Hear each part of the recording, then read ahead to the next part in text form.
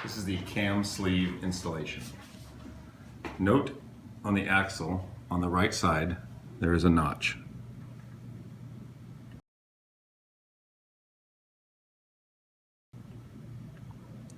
And inside the cam there is a point.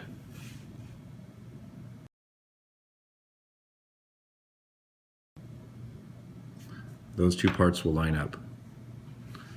Install the cam sleeve onto the axle, noting that the point and the notch line up.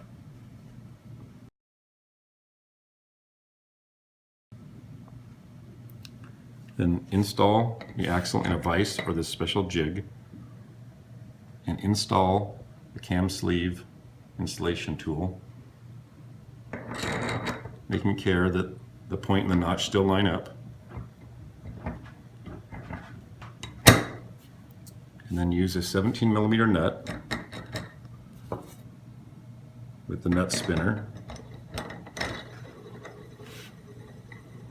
to press the cam sleeve onto the axle. It should seat very easily and firmly.